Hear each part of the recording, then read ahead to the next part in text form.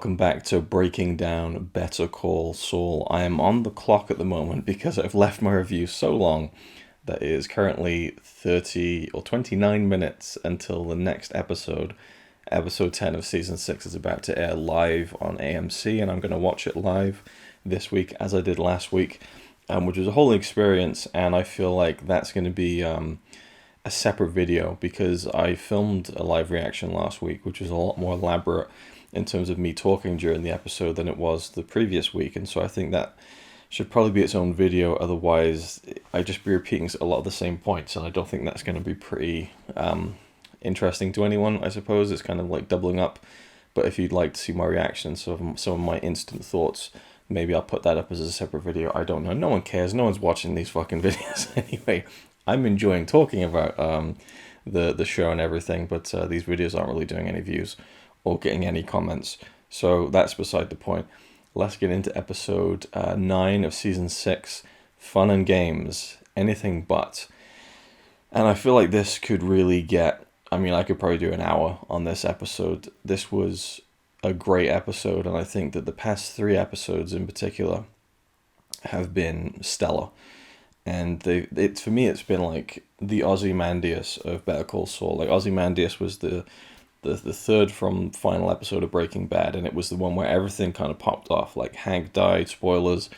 Walt took Holly and left his family, and it all just exploded. And then it's like we have 2 episodes to deal with the aftermath and kind of the slow funeral march to the end of the series. And Better Call Saul kind of took 3 episodes to do that.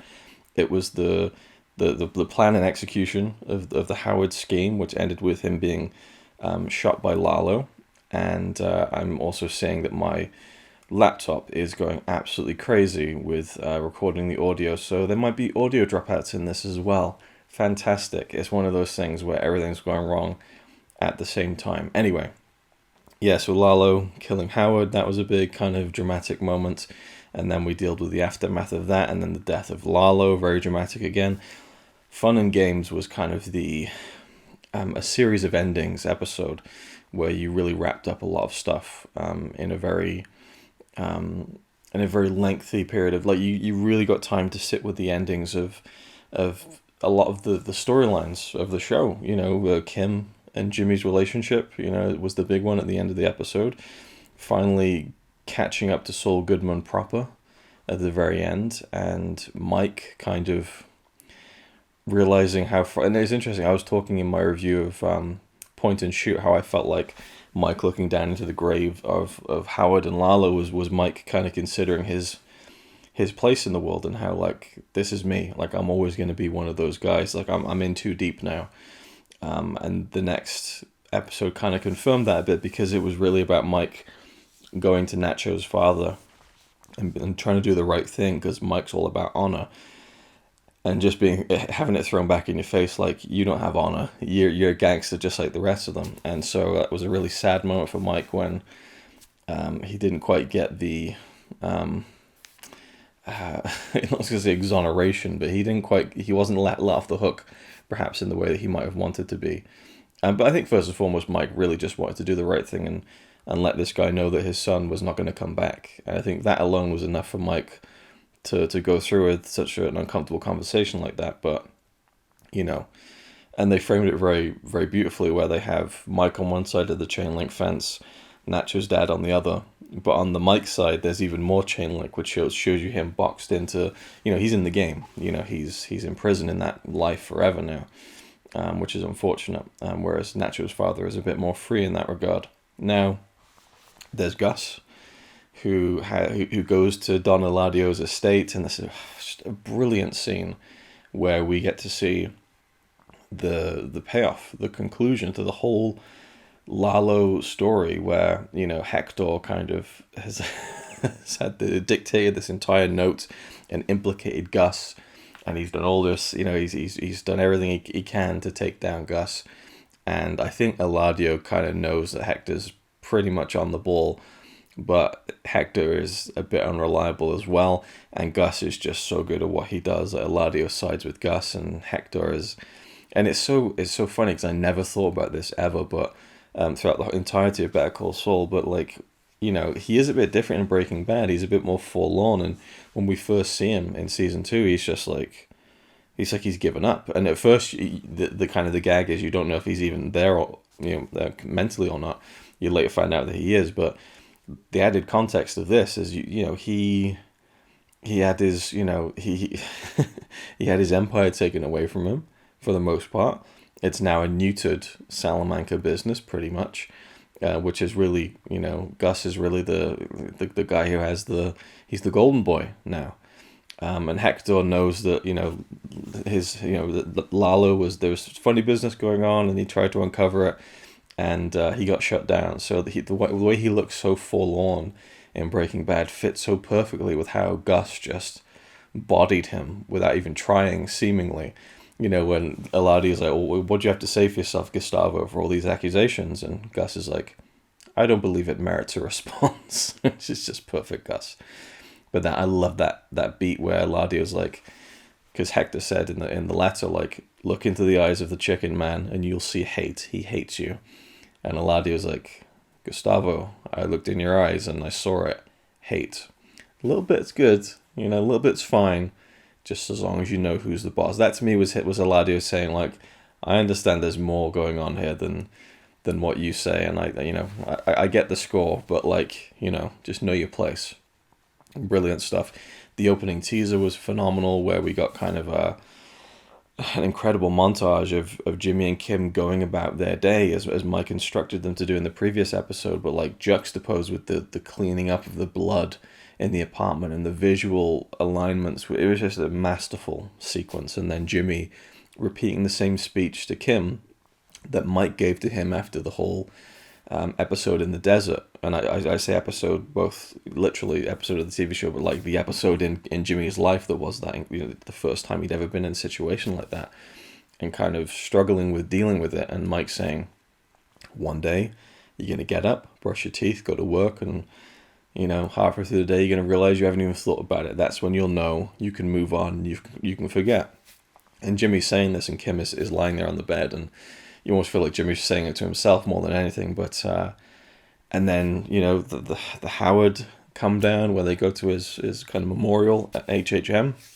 The fact that HHM has been disbanded and is now moving to half a floor of an office downtown. It's like Jimmy killed HHM, Chuck's dead, Howard's dead, the company's pretty much dead.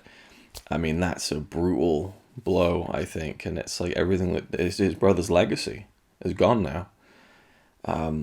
It's rough. And then they go to Howard's wife, and she suspects, because obviously Howard has been telling her all these things about Jimmy McGill, and Jimmy tries to save it by kind of giving a bit much more honesty than the normal person would expect. Look, okay, maybe I was a bit too harsh on Howard and stuff, and yeah, I was jealous of him because he had something I never had, which was the respect of my brother. And I think that's true, but I also think it's mainly a play from Jimmy to kind of, be transparent, but enough to kind of get him and Kim off the hook, because of course Howard was the last person, or Howard, they were the last people to see Howard alive, and she has questions. And she doesn't buy Jimmy's shit, so she keeps pushing it, and that's when Kim decides to step in and completely lie, and say that she saw Howard snorting something in the office after hours, and this is where it's like this is really far, and then it kind of breaks this woman's heart, and then Kim's like, well, maybe I misread what I saw. Your husband, but I felt like that was a real. Even Jimmy looks at it, Jimmy looks at it like Jesus, but Kim, she tells that huge, almost unforgivable lie, which in a way is desecrating this poor guy's, his memory, to his wife, and there goes the audio. My audio on my laptop has completely frozen now.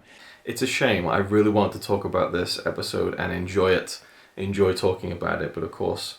The laptop just completely dies, and I have no idea if the audio is even salvageable. Let's just continue through the technical difficulties. So, I think that it's distracted me now, because it's like now I can see a waveform, but it's like it's delayed. So I don't know if the delay is catching up, and it's still recording stuff or not. It's catching up to itself. It's like, is it gonna? Are we there? Make some noises. Okay, it's. I don't think so. Maybe. Maybe. Yeah, okay. It's still kind of recorded. I don't know. It'd be really funny if that was perfectly recorded and captured, but I somehow doubt that it was. Anyway, so that scene they go into and even when you first see them in HHM and it's kind of a literal shot callback from the first season with the dust can and the trash can and the elevator in the basement garage of HHM. It's taken it all back to season one and that sound of the elevator, the dung dung dung dung. So there's that, and then they leave. They go down to the garage, and a beautiful shot of them looking at each other, and she just kisses Jimmy. And I said in the reaction that feels like a goodbye, and I think a lot of people thought that because he's saying, look, that was rough, but we can move on now. And then he gets back, and Kim has. Well, actually, no. There's another scene. We actually see Kim at work, and she kind of reveals, and it's the tension as a viewer is like, oh my god, is she actually done it? She's quit being a lawyer. The implications of that alone, like, it's not just Kim leaving Jimmy, leaving Albuquerque perhaps, but it's the fact that everything that she's worked for so many years, her entire kind of drive is gone. Like, she's quitting that. That's a lot. It's not just the death of the relationship, it's the death of her life in a way. Like, what does she do after that? She has to completely change everything, unless she becomes a lawyer somewhere else, of course. But so she does that, and she's on the balcony smoking a cigarette, I think, and Jimmy comes in and he's just freaking out. And there's this amazing sequence between the two of them. Bob Odenkirk, Ray Seahorn, phenomenal performance. When Jimmy is like trying to bargain with her, and he's like, please don't leave. You make me happy. We make each other happy. And then he's like, hey, I love you. And it's an amazing delivery because that he loves her and that she loves him. They've both proved that tenfold, especially in Point and Shoot. And she says, I love you too, and you believe that. But when he says it, he's not saying like, I love you. He's saying like, hey, I love you, like, don't leave me. And it's this kind of sad, pathetic last grasp. Now, Ray Seahorn, who plays Kim, she believes that they've said "I love you" to each other off screen. One of the writers doesn't think that. He thinks that that's the first time they've ever said it to each other. It's a very significant point that I don't know if I've mentioned it before, but it's something I've been anticipating and wondering if it would happen. What a perfect way to do it. That Jimmy is using it still, even though he means it. He's using it to kind of hopefully get her to stop from leaving. But when she just says, I love you too, but so what? And Kim basically, she's smart. Kim is smart, but Kim is also a realist. Jimmy is not. So she is able to identify before he can, or at least make it real by saying it out loud, how they're so bad for each other. I was talking in the season 5 review about how destructive they are for each other. And in season 5, they both kind of, in that kind of unspoken moment, kind of just, it was almost like a, fuck it, let's just continue down this road of just destroying everything because, and that's another amazing part of the sequence when she talks and she reveals that she knew that Lalo was still alive. And she says that I didn't want to tell you because then you'd make us run and we'd have to quit doing the Howard scheme. And I didn't want that because I was having too much fun. And the emphasis she puts on fun, the disgust with herself that she puts on fun, is brutal, and, she knew that they would break up and, but she admits it, that it's really about how much fun she was having fucking with Howard. And we know where that led, and then she leaves and we just see the back of Jimmy's head. And then we cut to Breaking Bad era. And I love how they did it because it's not like a one-to... Like, they could have just cut to the back of Saul's head in the office and we would have known. But it was like, the bed spins slowly and, oh, it's the bald patch. And it just lets you slowly sink into the realization that, oh, shit, we're here now. And it's, it's interesting sequence in the end because it's kind of this bouncy kind of light, like Saul Goodman scene, but it's completely discolored now. It's like something we'd see in Breaking Bad, but coming directly from that breakup with Kim, it feels like something entirely and wholly horribly different, and that just sucks. Like it's really difficult. And it's funny because I watched it with Connie the day afterwards, And at the end of it, she was like, "Oh, cool!" Like she just found it cool that it linked up like that. But for me, I just found it like, whoa! It stayed with me all week. I just thought it was a really impactful. It just showed you, because we started rewatching Breaking Bad, right? And I was like, wow, it doesn't feel like Jimmy, and this shows you that completely destroyed him. That killed Jimmy McGill, at least for the moment, and he just fully embraces just living a completely different life. It's a mask that he wears, so he doesn't have to think about anything. Think about the hurt that he's been through. I mean, you see everything that he's lost over the show. It's almost sadder than Breaking Bad. It's almost more brutal than Breaking Bad because, I mean, people have died, of course, but it's so much more internally destructive. I think that it's not like, oh, he has cancer and he's dying. Oh, he's made all these horrible decisions and people have died because of him and he's killed people and he's tainted his soul. With Jimmy, it's like it's so much more internal and so much more nuanced, I think, which is why I find the journey of his character much superior to Walter White in Breaking Bad, though both are equally fantastic.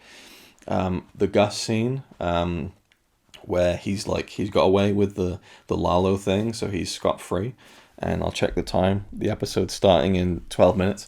So Gus is like, okay, I can relax now. We see him go back to his house, his real house. He opens the windows. He's like, right, I'm home. I can continue living my life. And he goes to this bar. And in my live reaction, I was earlier on. I was saying like, not a single frame is wasted in this show. And then this whole scene with the waiter, and I'm just thinking, where's this going? It felt like a bit of a wait. Like, where what's the whole point of this scene, right? So, the scene goes on, and this waiter's talking to Gus, and Gus is kind of, there's a bit of flirtation going on there. Connie was like, Gus is gay. And I'm like, yeah. And then I spoke to a friend of mine in work, and I was like, well, it's showing that, this kind of human side to Gus and a potential partner or whatever, or a bit of a flirting thing. He's like, flirting? Gus is gay? Really? I didn't get that. But to me, it's like, it's all over the screen. But it's not really about Gus's sexuality. It's about Gus kind of like letting himself be human. It's the first time I've really seen, I think, a proper human interaction where he's just like being a normal human being, which is almost the antithesis of what Gus actually is, right? And we see him smile genuinely, maybe for the first time. And there's definitely there's some tension there. There's some chemistry going on. The guy leaves, and then Gus kind of just swills the wine, and then he realizes, and it's all over his face. Giancarlo Esposito, that's how you're supposed to say his name actually, is fantastic. And in that one non-verbal moment, you see it all over his face, where he's like, "Actually, no, I can't do this. I really can't. I've still got revenge on my mind. I can't live a normal life. I can't risk that for myself, for anyone else. But also, I've become what I've become. There's no going back. And as much as I've enjoyed a brief taste of it here tonight, I know that I can never go back. And I can't have a life like this." It's really like heartbreaking. He has a backstory where he had a very kind of rough upbringing, became a businessman, got into the drug business. His partner was brutally killed in front of him, changed him forever. There's almost a tragic arc to Gus in many ways, as much as he's an evil son of a bitch. What a fascinating character. So overall, I thought that Fun and Games was, again, anything but a phenomenal episode. I mean, just the nuances, the performances, the cinematography. Season 6 in general has just been astounding in almost every single area, I think, and I can't wait to see the next. I don't know where the fuck they're going with this. Is this episode 10 going to be like a full Breaking Bad episode? Are we going to get multiple? Are we going to go to Gene? I don't know. Like, it's a lot to take in. And again, like I said, it's like the Ozymandias of Better Call Saul was this 3-episode arc. Plan and execution, point and shoot, fun and games. An amazing trilogy of episodes that kind of bring the whole story to a head. And now we're like pretty much in a clean slate of what the fuck happens next over the next 4 episodes. That to me is super exciting because I have my ideas, I've heard theories, but I think that it's wide open, and that's really exciting and something to be cherished. So I'll leave it there. I think I did pretty well for like 20 minutes or so. Hopefully the audio issues aren't too bad. I'm sure you'll still be able to hear me on the camera if there were some issues, but yeah, that was my thoughts. But yeah, I could have really sunk into it more and talked about it a little bit more, I suppose. But I'm pretty happy with how I summed it up fairly quickly, as I'm on a bit of a time crunch here, and I have about 8 minutes now to wrap up, take everything down, and get on my computer and watch live episode 10. This is something fun about watching. I love doing it last week for this episode because even though the ad breaks were a killer, it was fun knowing that like a lot of people are watching it at the same time. People who really love and care about the show. So I'm looking for. I'm not going to do a reaction for this one, I don't think, because I feel like, you know, it is what. But I might post a separate video of my fun and games reaction. There's nothing like, oh my god, but like I think maybe I have some interesting things to say throughout that I might not have touched on here, I suppose. But I thought it was phenomenal. This show is just great. I'm gonna miss it so much, but I'm kind of glad that they're going out on such a high note. Unless they fumble and fuck up the next 4 episodes, which is possible, but I would say at this point, highly unlikely. Thank you for watching. Hope you enjoyed, and I'll see you in the next one.